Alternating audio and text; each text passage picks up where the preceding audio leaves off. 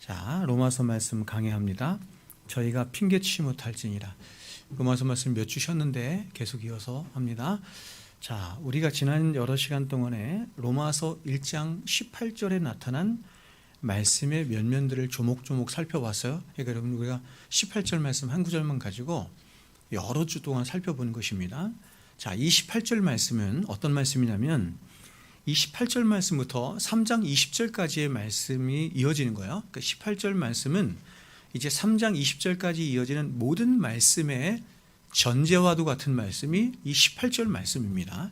다시 말해서 사도가 우리가 앞서 살펴봤던 것처럼 1장 18절부터 3장 20절까지의 말씀에서 모든 인류를, 이방인이건 유대인이건 할 것 없이 모든 인류를 죄 아래 가두며 율법으로 정죄하는 일을 한 거예요. 그러니까 이게 검사적 논고를 했다 이러죠. 검사적인 이 논고를 하면서 모든 인류를 죄 아래 가두었습니다. 그리고 이렇게 사도가 모든 인류를 죄 아래 가두고 율법 아래 정죄를 한 가지 이유를 18절에서 이렇게 말해요. 불의로 진리를 막는 자들의 모든 경건치 않음과 불의 때문이다. 이렇게 말을 해요. 자, 그리고 그 결과는 바로 하늘로부터 쫓아난 하나님의 진노와 심판이다. 이렇게 말하는 거예요. 그러니까 모든 인류에게 하나님의 진노와 심판이 이르게 되었는데, 자, 쉽게 말하면 모든 인류는 하나님의 진노와 심판을 받아서 지옥불에 던져지게 되었는데, 그 이유가 뭐냐면 바로 불의로 진리를 막는 자들로 인해서 나타난 그들 안에 있는 불경건과 불의 때문이다. 이렇게 말하는 것이죠. 자, 그렇다면 하나님의 진노와 심판을 있게 한 불의로 진리를 막는다는 말은 어떤 의미일까요? 자, 먼저 우리가 지난 시간에 나누었던 것처럼, 자, 이 말씀을 알기 위해서는 진리, 알레테이아라고 하는 것을 알아야 되는데, 진리는 어떤 뜻이냐면 이런 것이라고 했어요. 창조 세계 안에 나타난 하나님 자신 혹은 그 실체, 그것을 진리, 이렇게 제가 정의를 했죠. 그러므로 불의로 진리를 막는다는 것의 의미는 뭐냐면 바로 창조 세계 안에 나타난 하나님 그 자신을 인간의 불의가 막아선다, 혹은 인간의 불의가 그 하나님의 진리를 끌어내리고 대적한다, 이런 의미예요. 여러분, 여기서 특별히 막아선다라고 하는 말이 히라보로 카데콘데, 이게 어떤 뜻이냐면 명백하게 계시되어 있는 하나님의 진리를 고의로 혹은 일부러 지속적으로 막아서거나 방해하거나 끌어내린다, 이런 의미예요. 이 말은 사람들이 진리라고 하는 것을 이미 알고 있었다라고 하는 것을 전제하는 거죠.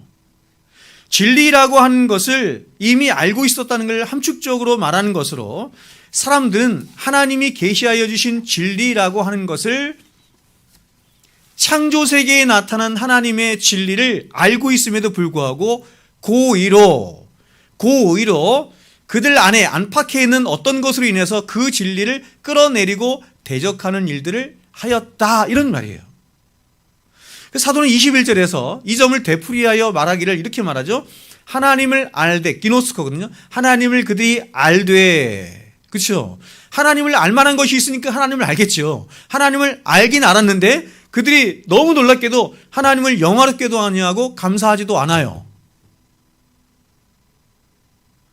28절에서는 이렇게 말하죠. 저희가 마음에 하나님 두기를 싫어해요. 진리가 나타났는데 천상세계, 보세요, 지상세계 안에 이 만물 안에 하나님이 계시다고 하는 하나님의 계시가 나타났음에도 불구하고 사람들이 고의로 그 하나님의 진리를 끌어내리면서 어떻게 하냐면 그 하나님 두기를 싫어하더라, 이런 뜻이죠. 여러분, 이 말은 뭐냐면 모든 인류 안에는 그가 구원받은 백성이건 구원받지 않은 백성이건 모든 인류 안에는 하나님에 대한 지식, 그 진리가 있다는 것입니다. 근데 그렇게 하나님을 알만한 진리가 그들 안에 분명히 있음에도 불구하고 사람들은 고의로 그 진리를 막고 끌어내리며 제어하는 일을 하더라, 이런 뜻이에요.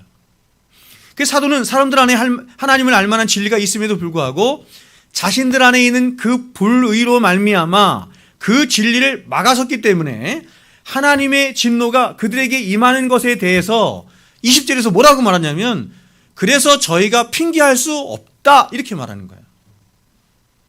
만약에 진리가 없었다고 한다면, 그 하나님을 알 만한 진리가 없었다고 한다면 그렇게 이렇게 말하지 못할 것인데, 진리가 분명히 있음에도 불구하고 그들이 카데코 막아서서 진리를 막아서거든요.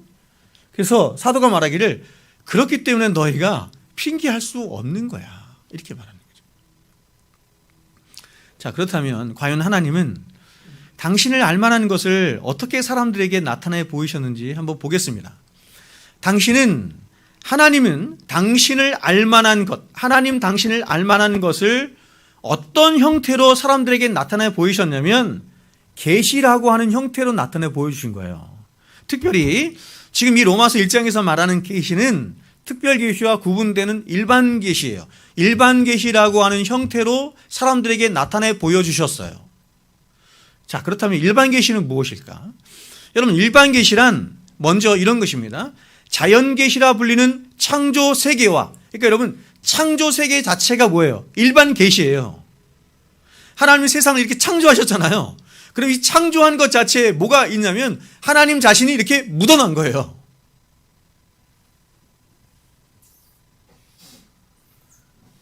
여러분, 이따 제가 다시 말씀드리겠지만 창조 세계를 보세요. 여러분 자신을 보세요. 여러분 자신도 창조물이니까 창조 세계를 보세요. 어떻게 설명할래요? 창조 세계를 보면서 우리는 뭔가를 생각하게 되는데 그게 뭐냐면 하나님을 생각하게 되는. 그러니까 창조 세계라고 하는 자체가 이미 하나님이 자신을 계시하여 주신 거예요. 그래서 이렇게 자연 계시라고 불러요. 자연 계시라 불리는 창조 세계. 그리고 그 창조 세계 안에 역사하신 하나님의 섭리. 여러분, 이 하나님이 창조하신 창조 세계가 그냥 가만히 있지 않고 만물이 역동하잖아요. 그렇죠? 역동할 뿐만 아니라 그 창조 세계 안에 시간이라고 하는 것을 통해서 역사가 흘러가. 그리고 그 역사 속에서 뭔가 막 자꾸 일이 일어나. 하나님이 일하신다는 얘기예요. 이게 섭리라고 해요. 또 하나는 뭐냐면 사람 안에 있어요. 이번에는 하나님이 일반 계시를 주셨는데 그 일반 계시가 사람 안에 있어요. 그게 어떤 형태로 있냐면 사람 안에 하나님이 주신 신의식이라고 하는 형태로 있어요. 신의식, 신을 의식한다 이런 뜻이에요. 또 하나는 뭐냐면 양심이라고 하는 것입니다. 양심과 신의식은 좀 달라요. 신의식이 있고 양심이 있어요. 네 가지를 얘기했네요. 마지막으로 세계와 열방들의 역사 속에 나타난 계시가 있어요. 여러분, 이러한 일반 계시가 지니는 한계가 있는데 그것은 뭐냐면 일반 계시는 하나님의 존재와 하나님의 계시구나라고 하는 하나님의 존재와 그 하나님의 위대하심과 하나님의 영광과 하나님의 어미하심과 능력을 나타내기에는 충분합니다. 그러나 인간 자신에 대한 실체를 보게 하고 내가 인간이 누구인가, 내가 어떤 존재인가 하는 것을 그 실체를 보게 하고 또한 그런 인간을 구원하시는 하나님 당신의 사랑과 은혜와 긍휼을 나타내고 드러낸 데는 한계가 있는 계시다. 그래서 이것을 일반 계시 이렇게 여러분 왜 일반 계시라고 말하냐면 일반 계시라는 말은 모든 사람들에게 다 주신 계시다 이런 뜻이에요. 모든 사람들에게, 하나님 백성들에게만 아니라 모든 사람들에게 하나님이 자신을 보이셨다 이런 말이에요. 그러니까 특별 계시라는 말은 무슨 말이겠어요? 특별히 선택된 백성들에게만 당신을 보여주신 계시다 이런 얘기겠죠. 그러니까 여러분 지금 사도가 무슨 얘기를 하고 있는 거냐면 저희가 핑계치 못할지니라 하면서 두 가지 계시 중에서 특별 계시는 빼고 일반 계시에 대해서만 말하는 거예요. 그러나 그럼에도 불구하고 일반 계시는 인간의 경건치 않음과 불의에 대하여 핑계하지 못하도록 할 만큼 충분한 계시인 것입니다.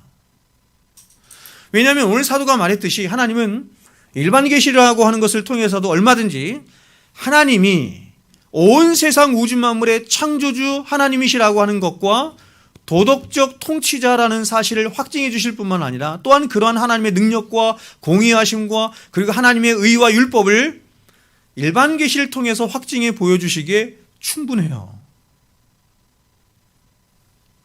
그러면 사도는 올 인류를 이러한 하나님의 계시 앞에 뭐라고 말하는 거냐면 그렇기 때문에 너희들은 누구도 핑계할 수 없는 거야 이렇게 말하는 거예요.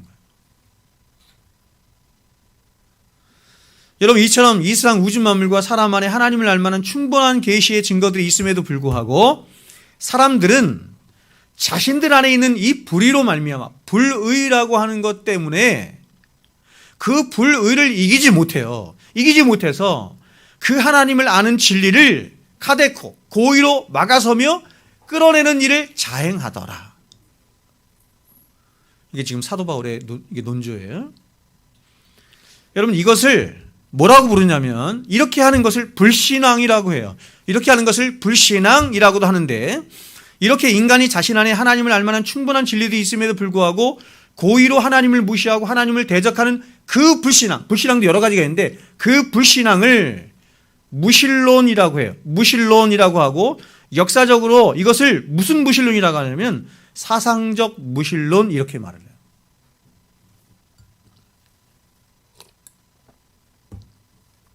제가 몇 번 여러분에게 말씀드린 것 같은데, 무신론에는 두 가지 무신론이 있어요. 하나는 뭐냐면 대놓고 하나님을 끌어내리는 거, 지금 말하는 것처럼. 이걸 사상적 무신론이에요. 난 하나님을 안 믿어 라고 사상적으로 아예 딱 못 박는 거예요. 이스라엘 백성들이 빠졌던 무신론이 있어요. 그걸 뭐라고 그래요? 실천적 무신론이라고 해요. 이 얘기는 뭐냐면 사상적으로는 하나님을 믿는다고 얘기해. 입술로는 하나님 믿는다고 해. 삶으로는 하나님을 하나도 안 믿는 거예요. 그걸 실천적 무신론이라고 해요. 똑같은 무신론이에요. 그건 똑같이 안 믿는 거예요. 성경이 말하는 믿음은 그게 아니에요. 성경이 말하는 믿음은 전인적인 믿음이기 때문에 반드시 삶으로 나아가야 돼. 이러한 사상적 무신론은 인간의 역사 속에 나타난 가장 고유한 무신론으로 28절에 있는 말씀처럼 하나님이 사람들이 하나님을 그 마음에 두기를 싫어해서 나타난 무신론이에요.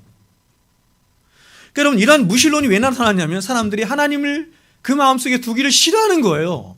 여러분, 그러면 하나님을 왜 두기 싫어할까요? 이유가 뭐예요? 하나님을 자신의 마음속에 두기를 싫어하는 이유가 뭐예요? 자기가 주인이 되고 싶은 거예요. 자기가 왕이 되고 싶은 거예요. 한 가지 이유. 아담이 타락한 것도 그거야. 성경은 이러한 무신론을 불신앙이라고 하는데 오늘 로마서에서는 이거를 이렇게 표현했어요. 불경건. 제가 정의했어요. 불경건에 대해서. 불경건이라고 표현했는데 이러한 무신론에 대해서 성경이 이렇게 말씀해요.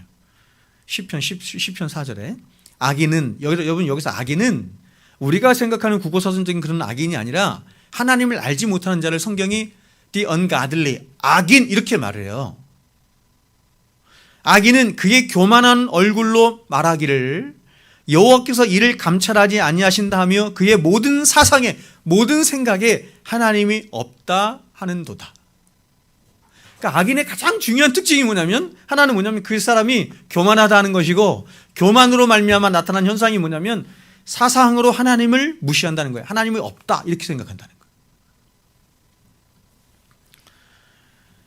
자, 제가 나중에 다시 말씀드리겠지만 인간이 가진 모든 궁극적인 실패와 멸망의 원인이 어디 있냐면 그 사람 안에 있는 교만에 있어요. 교만. 이 교만이 굉장히 무서운 거예요.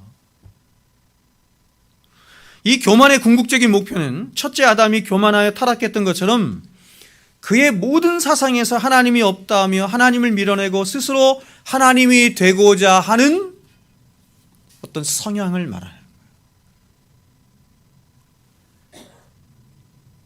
성경이 말씀하는 교만의 어원적인 의미는 어떤 뜻이냐면요, 자신의 위치를 벗어난다 이런 뜻이에요. 자신의 위치를 벗어난다. 하나님이, 우리를 창조하신 하나님이 정해 주신 위치가 있는데 그 위치를 벗어나는 모든 것을, 모든 행태를 교만 이렇게 얘기해요.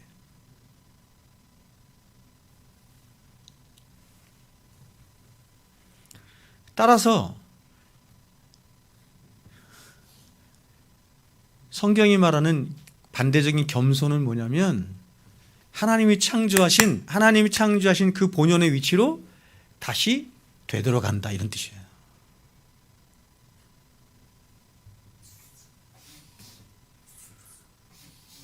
나는 지금 이렇게 많이 가졌고 이렇게 사실은 신분도 높고 이렇게 잘났는데 그런 자신을 막 낮춰, 사람들 앞에서. 그걸 겸손이라고 해요. 그건 유교가 말하는 겸손이에요. 그건 그 동기 자체가 어떤 동기냐면 자기 의를 위한 겸손이에요. 제가 여러분에게 말씀드렸죠. 그러니까 유교에서는 나는 참 부족합니다. 나는 참 일천합니다. 이렇게 말할 때 사람들은 뭘 기대하냐면 아닙니다. 당신은 참 존경스러운 이거 기대하고 말하는 거예요. 자기 의 때문에 그렇게 표현하는 거예요. 그러니까 유교가 말하는 거예요. 성경이 말하는 겸손은 자기 자신에 대한 겸손이에요. 자기 자신의 실체를 본 자가 갖는 거예요. 내가 하나님과 사람 앞에 아무것도 주장할 것이 없다는 내 위치가 바로 하나님 앞에서 죄인의 위치고 내 위치가 하나님 앞에서 피조물의 위치라고 하는 것을 인식함으로 갖게 되는 어떤 성향을 겸손 이렇게 말해요. 그래서 그 사람은 자신을 낮추는 것을 예수님의 겸손과 빌립보서 2장에서 말하는 예수님의 겸손과 인간의 겸손은 다른 거예요. 그래서 그런 인간의 겸손은요, 자신의 실체를 보았기 때문에 나타나는 겸손이기 때문에 어떤 걸 기대하는 게 아니에요. 내가 이렇게 겸손하면 저 사람이 나를 높이겠지, 하나님이 나를 높여주시겠지 라고 해서 하는 겸손이 아니에요.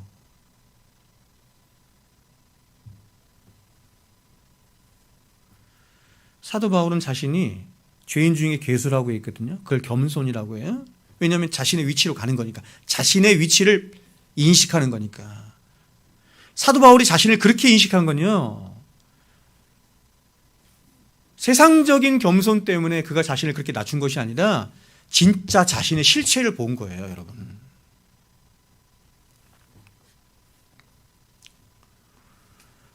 여러분, 오늘날 현대인들을 보세요. 현대인들은 하나님이 계시지 않는다는 것을 주저없이 말해요. 그러나 이렇게 현대인들이 하나님이 없다라고 주저없이 말하는 데는 정말로 그들 생각에 하나님이 계시지 않는 것 같은 생각이 들기 때문이라든가 혹은 하나님이 계시지 않는 충분한 증거가 세상 만물에 없기 때문에 그렇게 말하는 게 아니에요. 무신론자들이 자꾸 하나님을 보이라고 얘기하는데 그건 바보 같은 이야기거든요. 세상 사람들이 그렇게 말하는 이유는 뭐냐면 그들 안에 있는 교만으로 말미암아 자신을 하나님처럼 여기고 싶어하고 또 자신의 행복을 최고의 가치로 여기며 자신을 이 세상의 중심에 놓기를 주저하지 않으며 살아가고자 하는 그 자기중심적인 거짓된 욕망으로 말미암아 그들 안에, 그리고 이 세상 자연 만물 안에 모든 역사 안에 하나님을 알만한, 하나님이 계시다는 충분한 증거들이 수없이 많음에도 불구하고 그들은 그런 진리를 끌어내리면서, 카데코 끌어내리면서 하나님이 없다 이렇게 말하는 거예요. 그래서 여러분, 이러한 인간의 교만과 거짓된 욕망으로 인해서 예전에 영국의 인본주의 협회라는 게 있어요. 인본주의 협회. 이 인본주의 협회의 회장이 누군지 아세요? 그 사람이 누구냐면 리차드 도킨스라고 하는 사람이에요. 이 사람은 여러분이 아셔야 돼요. 제가 나중에 이제 사상사나 이런 걸 얘기할 때 리차드 도킨스를 얘기하겠지만 유튜브나 이런 데서 리차드 도킨스 한번 쳐보세요. 어마어마하게 나와. 이 사람은 전 세계에서 가장 유명한, 가장 대표적인 다윈주의자입니다. 다윈주의자. 근데 이 인본주의 협회에서 리차드 도킨스가 하나님을 부정하는 광고를 돈을 모금받았어요. 모금받았는데 제가 정확하게 기억이 안 나는데 일주일 만에 몇 억인가가 모금됐대. 20억인가? 20억인가가 모금됐어요. 그래서 그거를 버스에다가 광고를 냈는데 그 카피의 내용이 이것입니다. Probably there is no God. Now stop worrying and enjoy your life. 아마도 하나님은 없을 것입니다. 하나님은 없을 것입니다. 걱정하지 말고 인생을 즐기십시오. 제가 인터넷을 찾아보니 정말 버스에다가 크게 광고를 이렇게 내더라고요.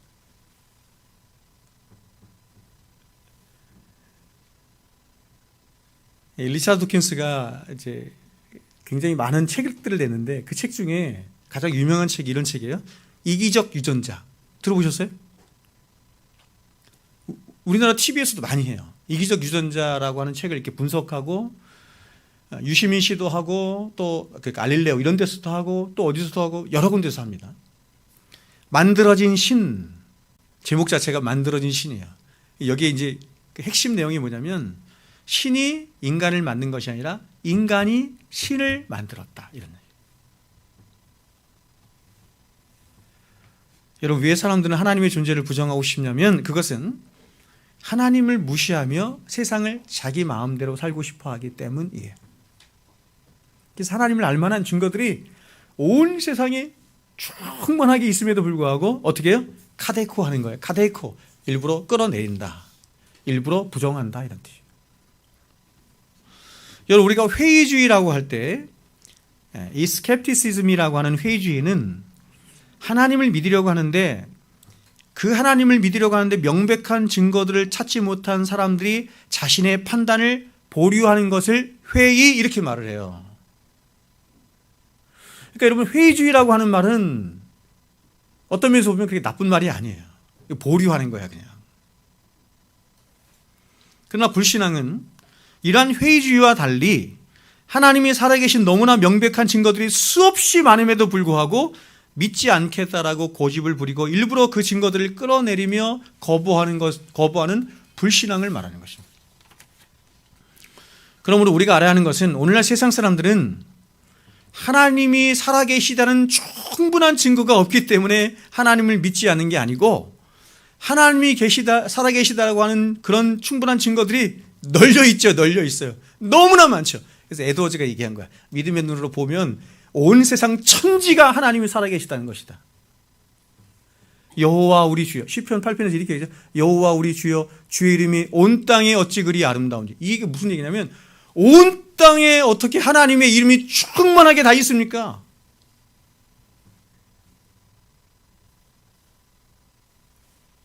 사람들 안에 있는 이 불의, 교만, 거짓된 욕망 때문에 그 진리를 끌어내리더라. 이런 얘기. 우리 애들한테 물어봐도 이건 알아요. 우리 애들한테 물어봐도. 응? 우리 애들도 이게 숨기고 있는 것 같지만 여러분, 얘 애들 안에서 하나님을 이렇게 부정하고 싶은 마음이 많이 있거든요. 이게 파고 들어가서 애들한테 얘기를 하면 애들이 어떤 마음이 있냐면 자기 마음대로 세상을 자기가 주인이 되어 살고 싶어 해요. 그래서 진리를 부정하는 거예요. 그래서 오늘 사도는 바로 이러한 점에서 가장 먼저 이렇게 자신 안에 있는 교만과 불의로 말미암아 하나님의 진리를 거부하고 무시하며 억지로 끌어내리며 살아가는 이방인들에 대해서, 지금 이방인들 얘기하는 거거든요. 1장은 이방인들을 기소하는 거고 2장은 유대인들을 기소하는 거예요. 그러니까 그 이방인들을 향해서 저 이방인들이 절대 핑계할 수 없다 이렇게 말하는 거예요. 자, 그렇다면 오늘 사도 바울이 저희가 핑계하지 못할지니라 하며 하나님이 사람들 안에 보여주신 일반 계시라고 하는 것에는 어떤 것도 있는지 오늘 그 네 가지를 좀 살펴보겠습니다. 먼저 사도는 19절을 보세요. 19절을 보시면 하나님을 알만한 것이 저희 속에 있대요. 하나님을 알만한 것이 저희 속에 있어요. 사람들 안에 있대요. 이것은 사도가 모든 인류 안에는 보편적으로 하나님을 향한, 하나님을 의식할 수 있는 어떤 게 있다는 거예요. 그걸 제가 뭐라 그랬어요 아까? 신의식. 신의식이라고 하는 것이 있다 이렇게 말하는 거예요. 다시 말해서 하나님은 모든 인류 안에 당신의 신적인 위엄을 인지하고 알만한 어떤 능력을 사람들 안에 심어주신 것입니다. 그가 구원받은 하나님 백성이든 하나님 백성이든 상관없어요. 모든 인류 안에는 다 뭐가 있냐면 신의식이라고 하는 것이 있어요. 그러면 여러분, 왜 하나님은 이러한 신의식을 모든 인류에게 심어주셨을까요? 두 가지 이유인데, 첫 번째 뭐냐면 모든 인류의 존재의 목적이 바로 하나님을 아는 것에 있기 때문이에요. 첫 번째. 두 번째는 뭐냐면 인간이 책임 있는 인격체로서 하나님 앞에 핑계하지 못하도록 하기 위함에 있어요. 칼빈은 이러한 신의식을 그의 책 기독교 강의 1권에서 뭐라고 불렀냐면 종교의 씨앗이라고 표현했는데, 이러한 신의식에 대해서 칼빈은 이렇게 말을 했습니다. 들어보세요. 하나님에 관한 지식은 본성적으로 인간의 마음속에 담겨져 있다. 하나님에 관한 지식이 인간의 마음속에 본성적으로 담겨져 있대요. 그러므로 인간에게 있어서 실제적인 무신론은 불가능한 것이다. 실제적인 무신론은 사람들 안에 이미 하나님을 알 만한 것이 신의식으로 자리 잡고 있기 때문에 불가능한 것이다 이렇게 말한 거예요. 그리고 그에 대한 증거로 칼빈은 뭘 얘기했냐면 하나님의 천지창조 이후로 하나님이 세상을 창조하신 이후로 종교라고 하는 것이 없는 지역이나 도시나 사회나 가정이나 개인은 없었다 이렇게 말한 거예요. 그래서 일반 사회학자들도 사람을 뭐라고 불렀어요? 종교적인 동물이다 이렇게 말한 거예요. 종교를 추구하게 되어 있다 이렇게 말해요.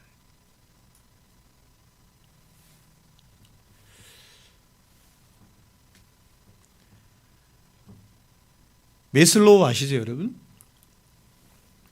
메슬로우가 인간의 욕구에 대해서 얘기했어요. 인간의 욕구. 처음에는 그 사람이 인간의 욕구를 4가지로만 얘기했는데 마지막으로 5번째 욕구를 한 게 뭔지 아세요? 첫 번째 욕구가 뭐예요? 인간의 첫 번째 욕구가 먹고 마시고 배설하는 욕구 이런 거예요. 2번째 욕구가 뭐예요? 제가 정확하지가 않네. 사랑하고 사랑받는 욕구인가 이런 거고 존경의 욕구 이런 게 있어요. 이런 욕구가 있는데 맨 4번째 욕구가 뭐냐면 자아 성취의 욕구예요. 그래서 요까지만 배웠어 우리가. 근데 메슬로우가 맨 마지막에 얘기한 게 뭐냐면 사람에겐 더 높은 욕구가 있는데 그것이 종교의 욕구다 이랬습니다. 하나님을 믿지 않는 메슬로우 같은 사람들도 그렇게 얘기했어요. 사회학자들도 그렇게 얘기했어요.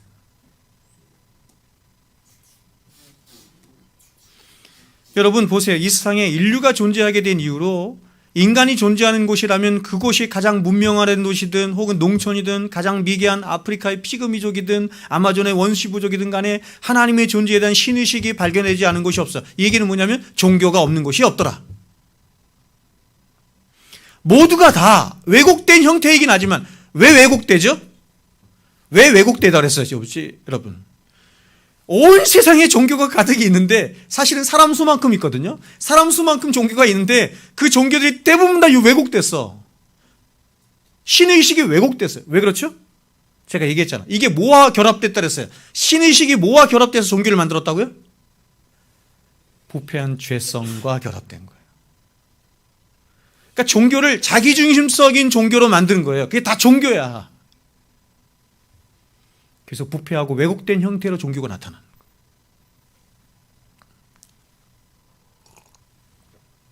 거예요.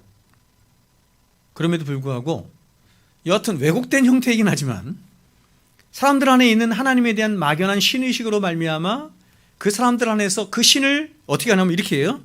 추론하고 사색하고 연구하여 만들어내요. 근데 그게 뭐하고 결합됐다고요? 죄성과 결합돼서 만든 것이 뭐다? 종교다. 이러한 신의식이 모든 인류 안에 있음을 보여주는 또 다른 증거가 바로 그들 안에 있는 양심이라고 하는 것입니다. 자, 로마서 2장 한번 읽어보겠습니다. 로마서 2장 14절 15절. 자, 같이 한번 읽어볼까요? 14절 15절 있습니다. 시작. 무릇 율법 없이 범죄한 자는 또한 율법 없이 망하고 12절 13절 읽겠습니다. 죄송합니다. 14절 15절 다시요. 죄송합니다. 같이 읽겠습니다. 시작. 율법 없는 이방인이 본성으로 율법의 일을 행할 때에는 이 사람은 율법이 없어도 자기가 자기에게 율법이 되나니 이런 이들은 그 양심이 증거가 되어 그 생각들이 서로 혹은 고발하며 혹은 변명하며 그 마음에 새긴 율법의 행위를 나타내느니라. 자, 여러분 제가 설교 시간에 한 2번 정도 여러분에게 말씀을 좀 드린 것 같은데 하나님이 이스라엘 백성들에게는 율법을 어떤 형태로 주셨어요? 돌판에 새겨주신 거예요. 돌판에 새겨주셨어요. 이방인들에게는 하나님 율법을 주셨을까요? 안 주셨을까요? 주셨다고 말하는 거예요. 어떤 형태로? 양심이라고 하는 형태로 주셨다. 이렇게 말해요. 그래서 핑계 못해.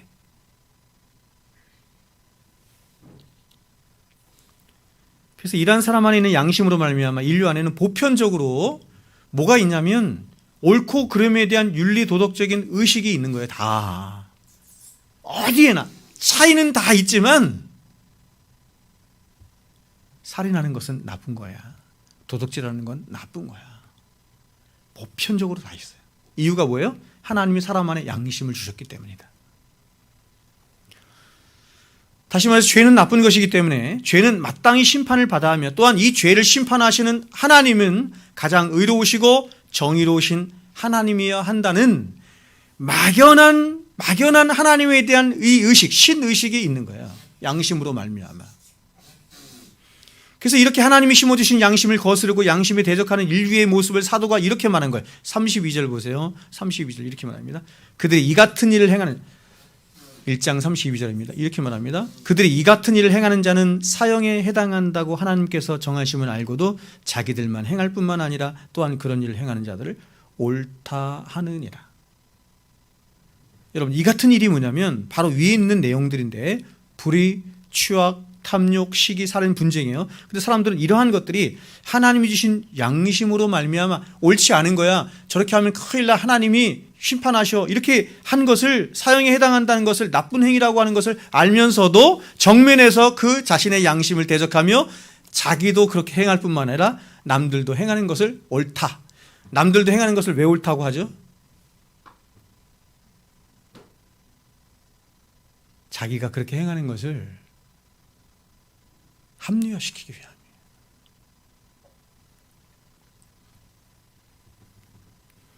그러면 이렇게 하나님을 알만한 양심이 모든 인류에게 있을 뿐만 아니라 그 양심에 대적하는 일을 서슴지 않는 인류에게 하나님의 진노가 임하는 것은 너무나 당연한 결과이며, 그러므로 그러한 결과에 대해서 이상의 인류 누구도 핑계할 수 없다, 이렇게 말하는 게 사도 바울의 지금 논리인 거예요. 그러나 하나님은 이렇게 우리의 내면 안에만, 자, 이제 지금 내면을 살펴봤죠. 내면엔 두 가지가 있었어요.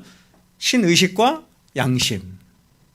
근데 이렇게 내면 안에만 당신을 알만한 것을 심어주신 것이 아니라 우리의 바깥에 있는 피조세계 안에도 하나님을 알만한 것들을 충만히 계시하셨습니다. 우리는 이것을 일반 계시 가운데 특별히 자연 계시라고 해요. 자, 자연 계시를 사도 바울이 뭐라고 말하는지 한번 보겠습니다. 20절 한번 같이 읽겠습니다. 20절 있습니다. 시작. 창세로부터 그의 보이지 아니하는 것들 곧 그의 영원하신 능력과 신성이 그가 만드신 만물에 분명히 보여 알려졌나니 그러므로 그들이 핑계하지 못할지니라. 아멘.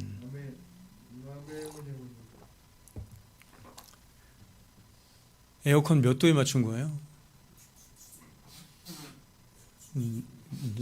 내가 왜 이렇게 더운지 모르겠네. 자, 보세요 여러분. 사도는 가장 먼저 이렇게 말해요. 창세로부터, 이렇게 말하죠. 창세로부터 그의 보이지 아니하는 것들, 자, 보이지 않은 것들이래요. 눈으로 감지하거나 손으로 만지거나 이렇게 할 수 없는 것들이에요. 보이지 아니하는 것들이 뭐냐면 하나님 그분의 능력과 신성이에요. 신성이 그분이 만드신 만물에 분명히 보여 알게 된다, 이렇게 말하는 거죠. 그리고 이렇게 자연세계 안에 나타난 계시가 사람들로 하여금 핑계치 못할 두 번째 이유가 되는 것이라고 사도는 말하는 거예요. 여러분, 우리가 살아가는 이 세상은 우리들의 눈에 보여지고 만져지고 감각되는 물질세계인데, 근데 사도는 말하기를 이런 물질세계, 이렇게 보여지고 만져지는 이런 물질세계를 존재케 하시고 기동케 하며 완전한 질서와 조화 가운데 있게 하시는 원인은 보여지는 이 세상 물질세계에 있지 않고 보이지 아니하는 하나님의 뭐에 있다? 능력과 신성에 있다, 이렇게 말하는 거예요. 자, 여러분, 먼저 온 우주 만물에 충만하게 나타난 하나님의 능력을 보겠습니다. 두 가지를 얘기하는 거야. 하나는 뭐냐면 하나님의 능력, 또 하나는 하나님의 신성, 이렇게 말해요. 자, 여러분, 우리는 겨울에 눈을 봅니다. 그렇다면 과연 그렇게 솜처럼 하얀 눈을, 그것도 모든 결정체가 굉장히 신비스럽지 않습니까? 모든 결정체가 각기 다른 엄청난 양의 눈을 하늘로부터 땅 위에 내리도록 한 원인은 무엇일까? 생각해 보셨어요? 어떻게 그렇게 수많은 눈이 있고 수많은 눈의 결정체가 다 다른데 그 눈이 있게 한 원인은 무엇일까? 또 천둥과 비와 바람과 우레는 어떻게 된 것일까? 또 봄만 되면 온 산과 들판에서 수많은 생명체로 드럽게 만드는 그 신비한 능력은 과연 무엇이며 그 능력은 어디로부터 온 것일까?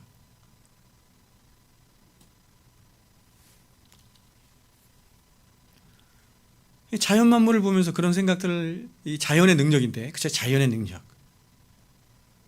그 자연의 능력은 자연 스스로가 가지고 있는 것이 아니라 어디로부터 온 것인데 그것은 과연 무엇일까? 자, 여러분, 우리가 사는 이 지구에는 학자들마다 견해가 다르지만 대략 200만 종에서 2천만 종의 생물체들이 존재한대요. 어떤 학자들은 200만 종이야. 근데 어떤 학자들은 2천만 종이래. 이렇게 차이가 나는 이유가 어딨냐면 그 수를 헤아릴 수 없기 때문이에요. 그러니까 아직도 발견되지 않은 물고기든지 새든지 짐승이든지 뭐 식물이든지 수없이 많이 있는데.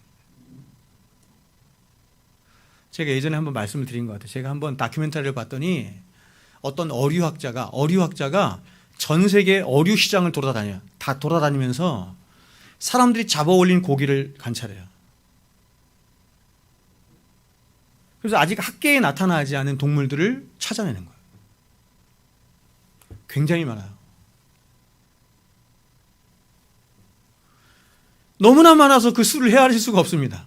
근데 정말 놀라운 것은 뭐냐면 그 수를 헤아릴 수 없이 많은 생명체들이 보이지 않는 어떤 능력에 의해서 입혀지고 먹여지고 돌보심받고 살고 있다는 것이죠.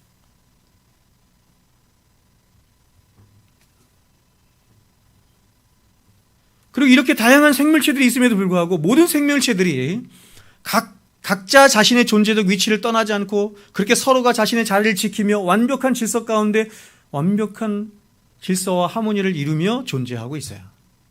그렇다면 여러분, 이러한 모든 일들을 과연 우연이라는 말로 한마디로 설명할 수 있을까요?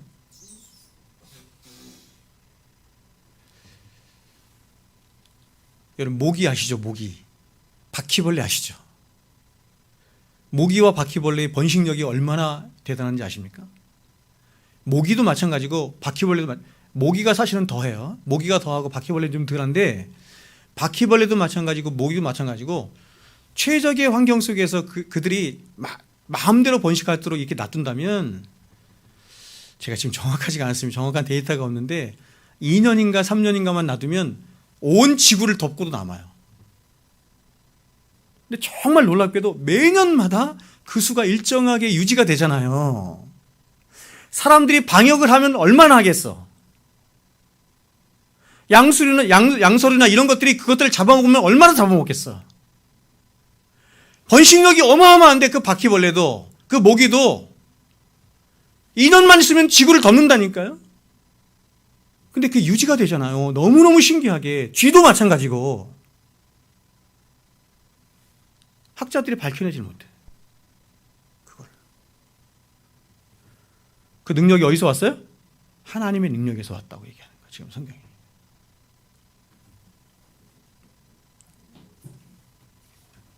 그런데 성경은 이에 대해서 이렇게 말합니다. 마태복음 6장에 공중의 새를 보라. 심지도 않고 창고에 모아들이지도 아니하되 너희 아버지께서 기르시나니 너희는 이것들보다 귀하지 아니하냐. 하나님이 기르시고 먹이시고 입히시고 다 하신다는 거죠. 또 마태복음 10장 29절에 이렇게 말해요. 참새 2마리가 한 아사리온에 팔리지 않느냐? 그러나 너희 아버지께서 허락하지 아니하시면 그 하나도 땅에 떨어지지 아니하리라. 하늘을 나는 새가 우리 눈으로 보기에는 자기들 마음대로 날고 자기들 마음대로 살아가는 것 같은데 사실은 하나님이 그들을 먹이시고 입히시고 돌보시며 더 나아가서 그러한 그들이 하늘에 날고 살아가는 모든 것들이 다 어디에 있다? 하나님의 능력, 그 통제 아래 있다. 이렇게 말합니다.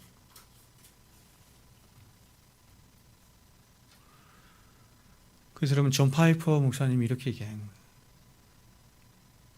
제가 이제 그분의 설교를 들으니까 그분이 섭리를 설교하면서 이렇게 얘기하더라고요. 오늘 제가 아침에 나오면서 봄에 이렇게 피어나는 아지랭이를 보면서 하나님의 아름다우신 섭리를 보았다. 이렇게 말합니다. 피어나는 아지랭이 하나도 하나님이 허락하시지 않으면 피어날 수가 없다는 거예요. 여러분, 저 웅대한 우주에 나타난 하나님의 능력과 신비를 말하라고 하면 끝도 없을 뿐만 아니라 우리가 알 수도 없어요. 머리에 담을 수도 없어요. 그 신비담. 여러분이 알고 있는 우주는 얼마나 크고 광활합니까? 일반 천문학자들의 견해에 의하면 우주의 크기는 대략 940광년쯤 된대요. 940억 광년. 1광년은 빛이 1년 동안 간 거리를 말하는 것으로 대략 10조 킬로미터입니다. 10조 킬로미터. 1광년이 10조 킬로미터예요. 그러니까 940억 광년이라는 얘기는 뭐냐면 우주의 크기가 얼마나 큰 거냐면 940억 곱하기 10조 킬로미터예요.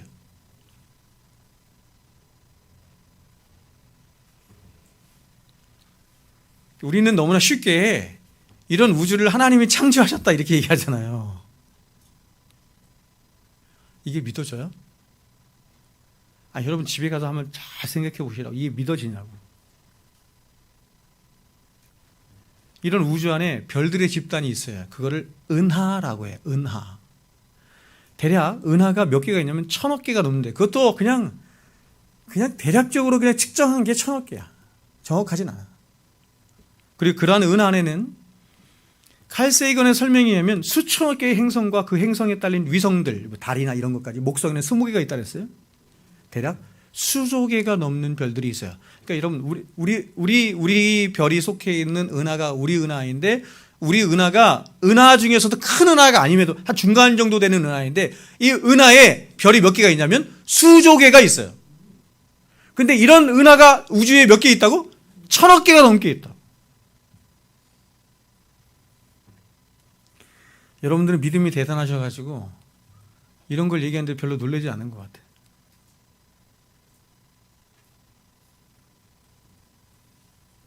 그러니까 여러분, 이런 계산법에 의하면 우주 안에는 몇 개가 있는 거냐면 1000억 곱하기 수조예요. 1000억 곱하기 수조. 그만한 별들이 있는 거예요. 그만한 별들이. 예? 여러분, 이 태양계, 우리가 태양계 속에 있지 않습니까? 그렇죠? 태양계. 은하들이 공전하는 거 아시죠? 우주를 중심으로 공전해요. 은하 안에서도 태양계가 다시 공전해. 태양계 안에서도 별들이 다시 공전하잖아요. 다 공전. 근데 그 수많은 별들이 다 공전하는데 부딪히지도 않고 완벽한 질서 가운데 움직이잖아요. 별로 신기하지 않은가 보네요.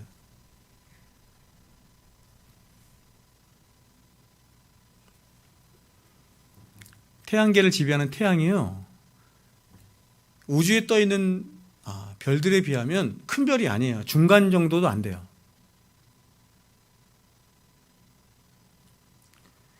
태양이 지구보다 얼마나 크냐면 태양이 지구보다 200만 배 크거든요. 200만 배. 근데 200만 배 큰 태양은 우주에 가면 별것도 아니야. 어마무시한 별들이, 우리가 상상할 수 없는 많은 별들이 우주에 있어요. 근데 여러분, 시편에서 다윗은 그것을 비유적으로 말하길 뭐라고 이렇게 문학적으로 표현하냐면 주의 손가락으로 지으신 해와 달과 별이라고 했어요.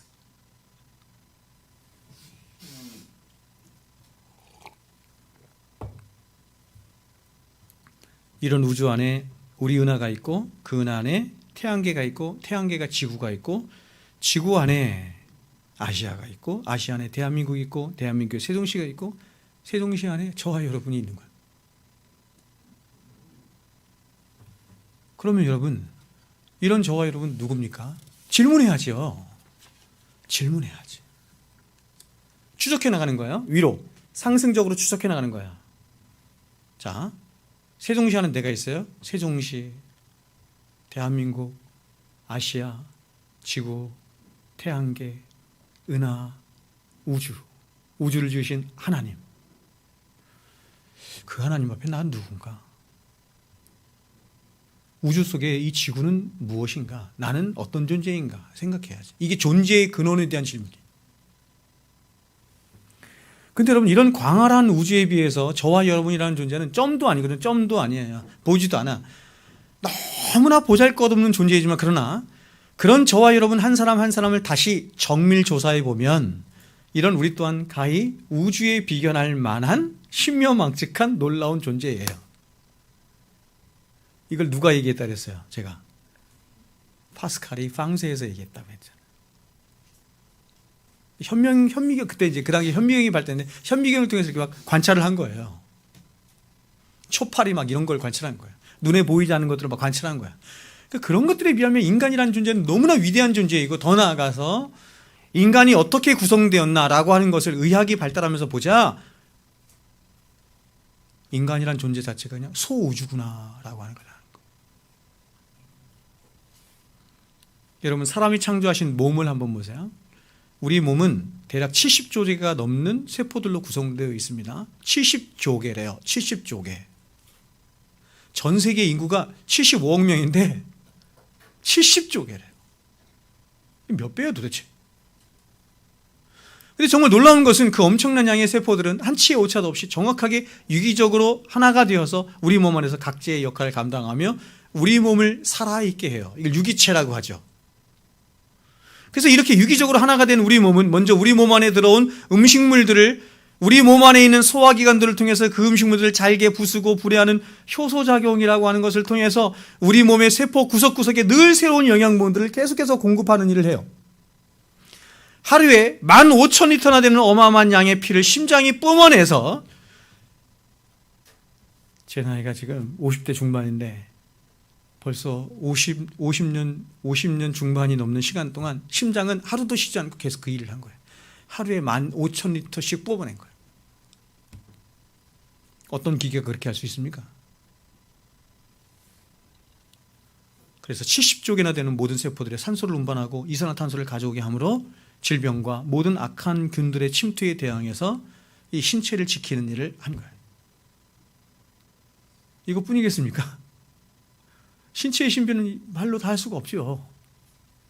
뿐만 아니라 이렇게 유기적으로 하나가 된 우리 몸은 너무 놀라운 게, 저는 이게 되게 놀라운데, 뭐냐면 차갑고 뜨겁고 달고 시고 축축하고 건조하고 시끄럽고 부드럽고 밝고 어두운 것을 느껴. 더 놀라운 것은 뭐냐면 이런 우리 몸에 무엇인가 어떤 능력이 있어서 우리가 보고 듣고 느낀 어떤 대상에 대해서 사랑하기도 하고 분노하기도 하고 기뻐하기도 하고 미워하기도 하고 한다는 거예요.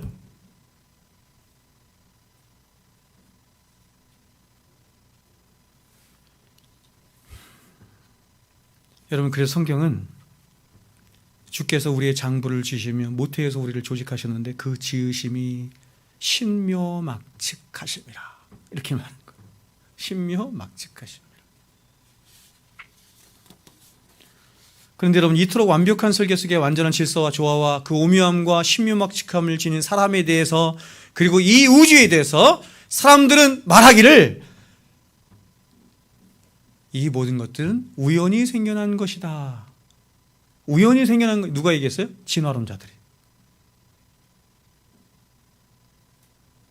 진화론의 핵심이 그것입니다. 우연이라는 말이에요. 예를 들어서 지금 우리 앞에 자동차가 한 대 있다고 생각해 보겠습니다. 자동차. 이 자동차는 제가 알아보니까 대략 30만 개 정도의 부속이 필요해요. 별로 놀라지도 않으시네. 30만 개의 부속을 결합을 해야 자동차 한 대가 결합이 돼요. 인류가 개발한 모든, 그쵸? 그쵸? 뭡니까? 그 창작품들 중에서 최고의 걸작품이 뭐냐면 자동차래요. 저는 비행기라고 생각했는데 비행기가 아니라 자동차래요. 30만 개가 조립이 돼야 돼요. 공장에서 수십만 개의 자동차 부품들을 이리 맞추고 저리 맞춰서 자동차 하나가 조립이 됩니다. 근데 이 자동차를 보면 누군가가 말하기를 이 자동차는 누가 만든 게 아니라, 누가 조립해서 공장에 조립해서 만든 게 아니라 우연히 존재한 거야, 이렇게 말한다고 한다면 그 사람은 사람들에게 비웃음을 면치 못할 것입니다. 근데 정말 아이러니한 것은 이 자동차와는 비교도 되지 않을 만큼, 아니 이 세상의 모든 슈퍼컴퓨터를 다 동원해도 풀지 못할 만큼 그렇게 복잡하고 그렇게 신비스럽고, 그것도 이런 자동차와 다르게 완전히 구별되는 게 뭐냐면 이것은 살아있다는 거잖아요. 생명체가 있다는 거잖아요. 더 나아가서 뭐예요? 영혼이 있잖아. 영혼.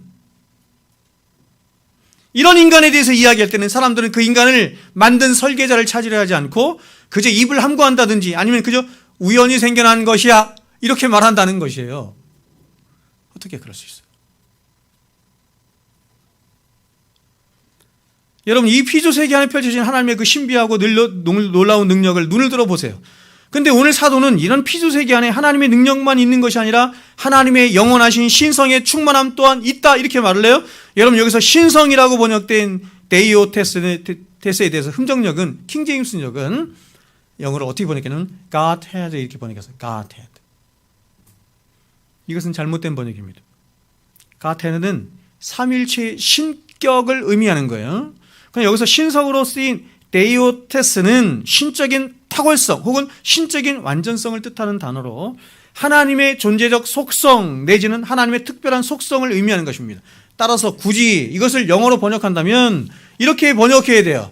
divine nature 이렇게 번역해야 돼. divine nature. 여기서 신성이라고 번역된 데이오테스는 그리스도 안에 나타난 하나님의 신성, 즉 데오테스와 구분되는 것으로 일반적으로 자연계시 안에 나타난 하나님의 신성, divine nature를 말합니다. 즉 우리는 자연계시 안에서 하나님의 아름다우심과 하나님의 신묘막측하심과 그 존재적 탁월성을 보는 거죠. 여러분, 왜 이 세상은 이렇게 다양한 존재들로 가득할까요? 또 왜 이 세상은 이토록 신비스럽고 말로도 할 수 없는 아름답고 조화롭고 균형 있는 세상일까요? 그것은 이 세계를 지으신 하나님이 그러한 탁월한 속성을 지니신 하나님이시기 때문에 그래요. 제가 여러분에게 삼위일체에 대해 설명하면서 이렇게 말했잖아요. 하나님이 세상을 창조하실 때 세상을 어떻게 창조하셨냐면 삼위일체 안에서 창조하셨어요. 그러니까 삼위 하나님의 존재적인 속성 안에서 창조하신 거예요. 그러니까 그 창조물 안에는 뭐가 투영된 거예요? 다 하나님의 능력과 신성의 충만함과 그분의 인격과 그분의 특성과 그분의 영광과 이런 게 다 투영된 거예요. 그래서 우리가 죄로 인해서 세상이 지금 이 자연 만물이 다 파괴됐거든요. 파괴됐음에도 불구하고 이렇게 아름다워. 파괴됐음에도 불구하고 이렇게 조화롭고 위대해. 하나님이 처음 창조하신 세계는 어떤 세계일까? 생각해봐요. 저는 죄로 말미암아서 가시덩키가 났잖아요. 죄로 말미암아서 자연 세계가 파괴됐잖아요. 그럼에도 불구하고 이렇게 아름답잖아요. 그래서 여러분, 우리는 이 자연 세계를 보면서 이렇게 아름답고 웅장하고 위대하구나라고 할 때 우리는 그 자연 세계 안에서 하나님을 보는 거예요. 하나님.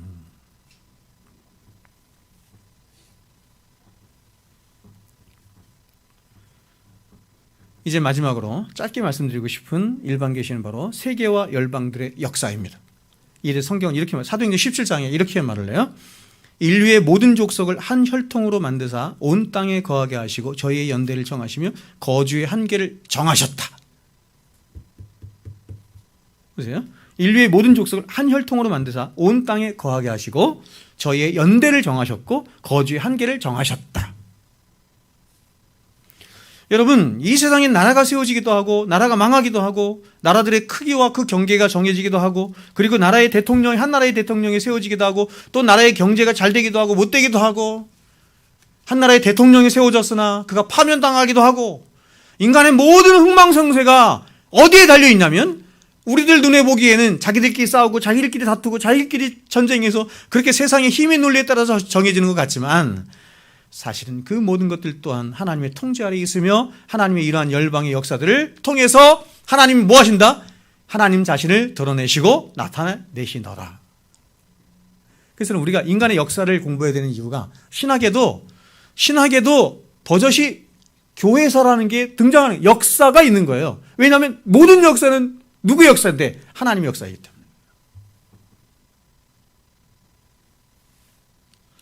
그럼 오늘 사도는 이렇게 일반 계시에 나타난 즉 사람 안에 있는 신이시라고 하는 것과 양심과 자연 계시와 역사를 통해서 하나님이 온 우주 만물의 창조주이신 것과 온 우주의 도덕적 통치자라는 사실을 확증하기에 충분하기 때문에 율법을 알지 못하는 이방인들이라 할지라도 너희가 핑계할 수 없다. 지금 이방인들에 관해서 얘기하는 거죠.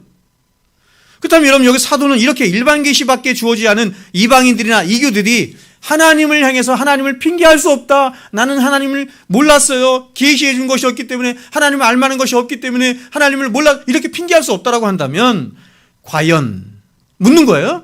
하나님으로부터 특별 계신 구약 말씀을 받았고 여러 선지자를 통해서 증거를 받은 유대인들은 어떻게 했느냐 묻는 거예요. 더 나아가서 오늘 살아가는 저와 여러분을 향해서 이런 계시의 실체가 되신 예수 그리스도의 완전한 복음이 주어졌고 그 예수를 통해 완성된 신구약 성경 전체를 갖게 된 오늘날 저와 여러분은 어떻게 되겠느냐? 더 핑계할 수 없는 거야. 더.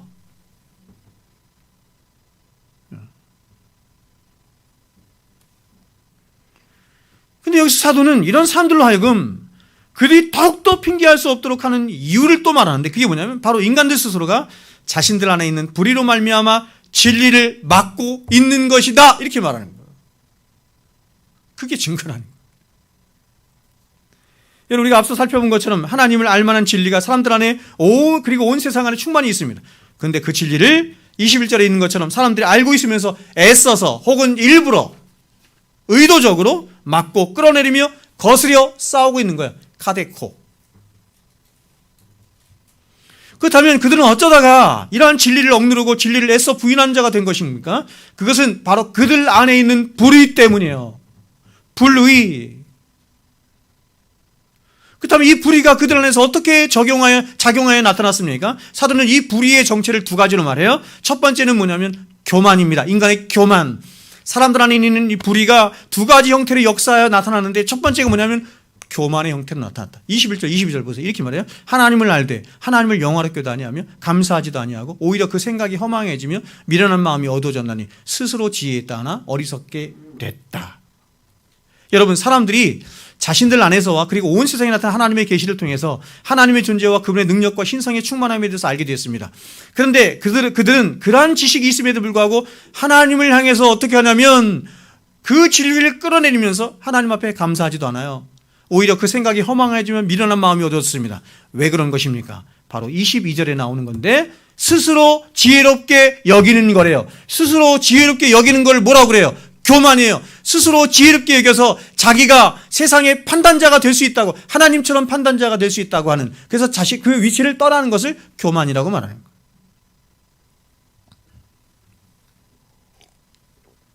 이게 불의의 정치예요. 여러분, 모든 인류의 역사 안에 늘 문제를 일으켜 사람들로 하여금 멸망과 폐륜에 빠지도록 하는 장본인은 다른 게 아니라 뭐냐면 바로 자신을 스스로 지혜롭게 여겨서 자신을 하나님처럼 믿고 숭배하도록 하는 인간 안에 있는 뭐예요? 교만이라는 교만. 교만의 죄가 제일 무서운 거예요. 여러분, 최초의 인류인 아담이 왜 타락했습니까? 아담은 그의 이름이 말해주듯이 오직 하나님의 계시 안에서만 존재하고 계시로만 살도록 피조된 존재예요. 하나님의 말씀의 지혜를 받으며 말씀에 순종하며 살도록 피조된 존재다, 이런 뜻이에요. 그는 계시 안에서 자유로울 수 있었고 계시 안에서만 참된 자유함을 누릴 수 있었어요. 그래서 이렇게 말한 거예요. 진리가 너희를 자유케 하리니. 그는 스스로가 선하게, 그런데 그는 그 스스로가 선하게 판단의 주체자가 되어서 하나님처럼 살도록 필요한 존재가 아니었던 것입니다. 그런데 아담은 자신 스스로를 지혜롭게 여겨서 자신 스스로가 선하게 판단의 주체가 되고 싶어 했던 것입니다. 우리가 창세기 3장에 보면 이런 얘기가 있잖아요. 아담이 선악과를 먹고 딱 타락하자 하나님이 이렇게 말씀해요. 저가 우리처럼 선악을 아는 일에 우리와 하나가 되었다, 이렇게 말하죠. 그게 무슨 뜻이냐면 정말로 선악을 아는 그런 하나님과 같은 존재가, 이런 하나님과 같은 존재가 되었다, 이런 뜻이 아니라 우리처럼, 저는 피조물임에도 불구하고 우리처럼 선악을 판단하는 존재는 우리밖에 없는데, 삼위 하나님밖에 없는데 제가 우리처럼 이렇게 높아지려고 하는 교만을 품게 됐다, 이런 뜻이에요.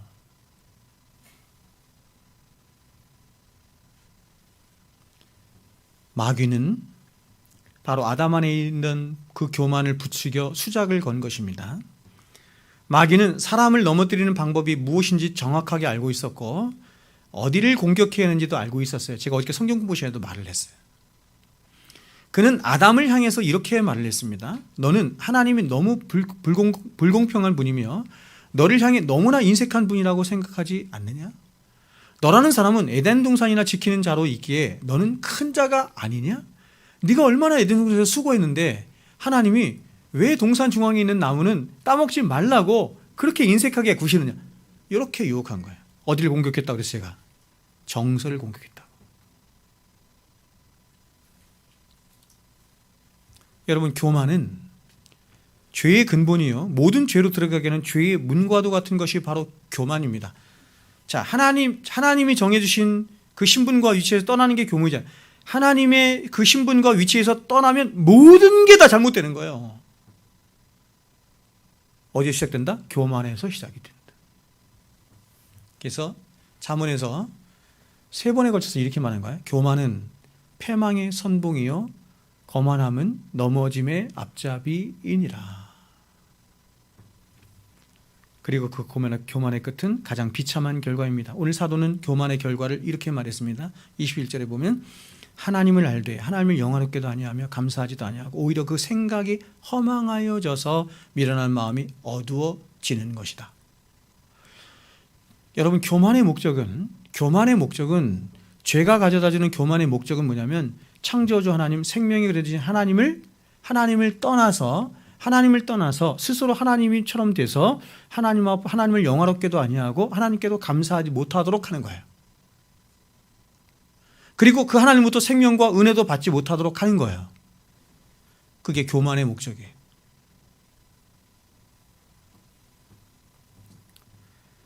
여러분, 여기서 허망이라고 하는 말은 악하다 이런 말입니다. 즉 교만은 우리의 모든 판단과 생각을 흐리게 하고 어둡게 해서 악하고 미련하여 모든 총명을 잃도록 하는 거예요. 그런데 이런 교만의 핵심이 뭐냐면 다른 것에 있지 않고 바로 자신을 믿고 자신을 의지하며 자신을 숭배하도록 하는 빗나간 자기 사랑에 있는 것입니다.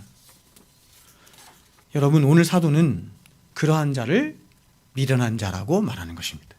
그리고 이에 대해서 역사상 가장 지혜로웠던 솔로몬이 이렇게 말을 했습니다. 잠언 26장 2절에 네가 스스로 지혜롭게 여기는 자를 보느냐? 스스로 지혜롭게 여기는 자를 보느냐? 스스로 잘났다고 하는 자를 보느냐? 그보다 미련한 자에게 오히려 희망이 있느니라. 희망이 없다는 겁니다. 여러분, 솔로몬은 모든 지식과 지혜에 가장 뛰어난 자였습니다. 그러나 그가 지혜의 근본 되신 하나님을 의지하지 않고 자신의 지식과 지혜를 의지했을 때 그는 가장 미련한 자가 되어서 패망의 길로 갔어요. 그래서 그는 이러한 자신의 미련함과 악함을 후에 깨닫고 나서 통분히 여기면서 후회하면서 회개하면서 자신의 아들 르호보암을 향해서 뭘 쓴 거예요? 잠언을 쓴 거예요. 그게 잠언이에요. 전도서예요. 그래서 여러분, 잠언을 보면 내 아들 르호보암아 이렇게 얘기하죠. 내 아들 르호보암아. 그래서 이렇게 말한 겁니다. 여호와를 경외하는 것이 지혜의 근본이요 거룩하신 자를 아는 것이 명철이니라.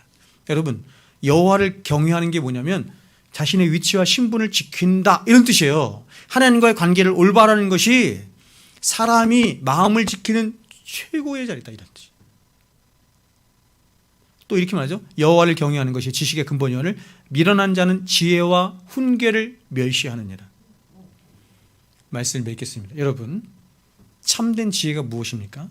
참된 지혜는 이것입니다. 자신을 믿지 않고 자신을 의지하지 않는 것. 이렇게 정의할 수 있어요.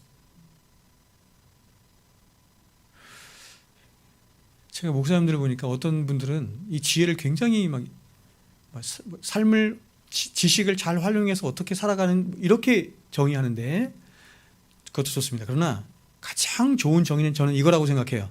자신을 믿지 않고 자신을 의지하지 않는 것. 더 극적으로는 뭐예요? 적극적으로는 뭐예요? 하나님의 말씀을 의지하고 하나님의 말씀을 따라 살아가는 것. 그게 뭐예요? 지혜다. 자신을 믿고 자신의 지혜를 믿으며 자신의 판단을 따라 사는 자보다 이 세상에서 더 미련하고 더 소망이 없는 자는 없어요. 그래서 지혜자인 솔로몬은 잠언 전체를 할애해서 인간의 참된 지혜가 되신 여호와 하나님을 경외하고 하나님을 사랑하며 그 하나님의 말씀에 순종하며 살아가는 것이 사람의 본분이며 가장 큰 지혜다 이렇게 말한 거죠. 전도서에 보면 전도서 맨 마지막에 솔로몬이 내가 한 가지 법을 깨달았다 이렇게 얘기하잖아요. 인생을 다 살고 나서 한 가지 법을 깨달았으니 하나님을 경외하고 그의 말씀을 지킬지어다. 이것이 뭐예요? 사람의 본분이니라. 이것이 사람이 갖는 최고의 지혜니라. 이렇게 말씀하는 것입니다.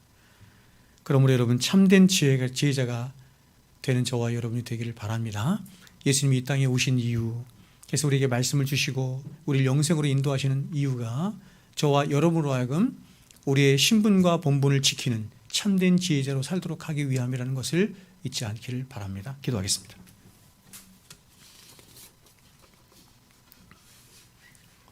거룩하신 여호와 하나님 아버지,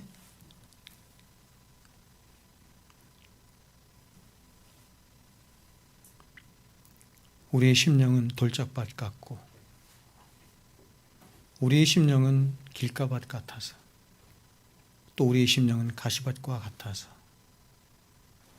아무리 하나님께서 말씀하시고 아무리 하나님께서 천지만물을 통하여 계시를 통하여 보여주셔도 그 하나님을 알 수도 없고 깨달을 수도 없고 사랑할 수도 없는 그 불의가 우리 안에 가득하기에 결국 우리는 멸망할 수밖에 없는 것인데, 이런 우리를 위하여 하나님께서는 예수 그리스도를 이 땅에 보내주셨고 살게 하셨고 고난당하게 하시고 십자가에 죽게 하심으로 우리를 의롭다 칭하여 주사 성령으로 말미암아 우리를 새롭게 거듭나게 하심으로 이제는 우리의 눈을 들어 살아계신 하나님을 보게 하시고 그 살아계신 하나님을 의지하게 하시고 살아계신 하나님을 사랑할 수 있도록 하신 너무나 귀하신 성삼위 하나님 감사를 드립니다.